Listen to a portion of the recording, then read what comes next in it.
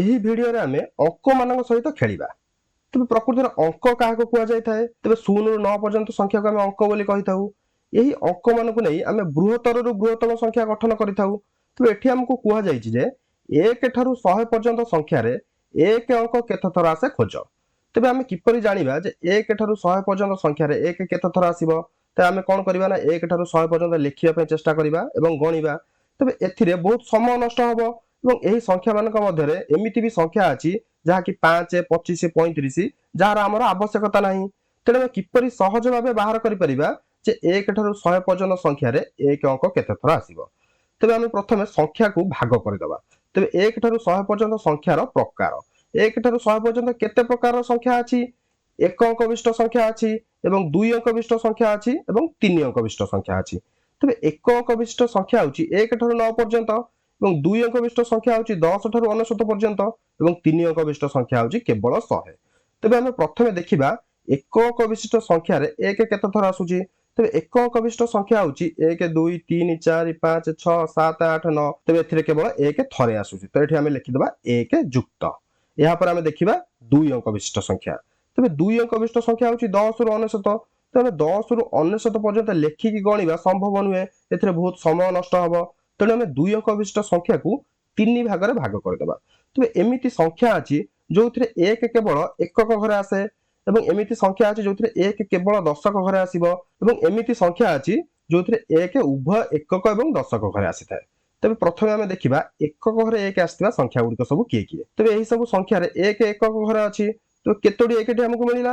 1, 2, 3, 4, 5, 6, 7, 8। ତ ଏଠି ଆମେ 1 ଯୁକ୍ତ 8 ଲେଖିବା। ଏହାପରେ ଦେଖିବା ଦଶକ ଘରେ 1 ଥିବା ସଂଖ୍ୟା ଗୁଡ଼ିକ। ତେବେ ଏହି ସବୁ ସଂଖ୍ୟାରେ 1 ଦଶକ ଘରେ ଅଛି।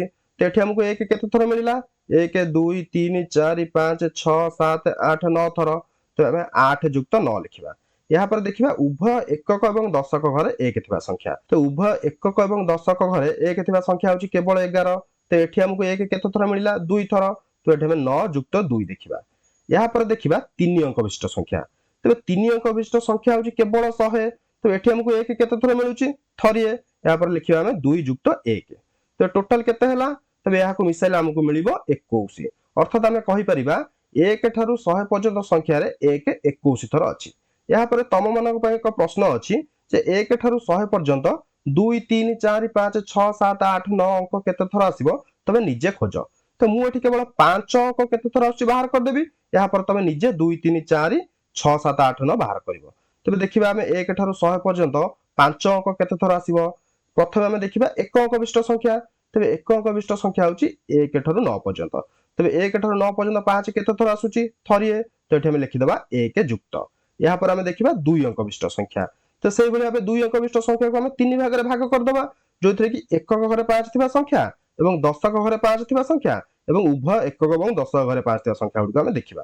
ଏଠି 15, 25, 35, 45, 65, 75, 85, 95 ଯୋଉଥିରେ କେବଳ ଏକକ ଘରେ 5 ଅଛି ଏବଂ ଏହି ସବୁ ସଂଖ୍ୟାରେ କେବଳ ଦଶକ ଘରେ 5 ଅଛି ଏବଂ କେବଳ 55 ହେଉଛି ଏମିତି ସଂଖ୍ୟା ଯୋଉଥିରେ ଉଭୟ ଏକକ ଏବଂ ଦଶକ ଘରେ 5 ଅଛି।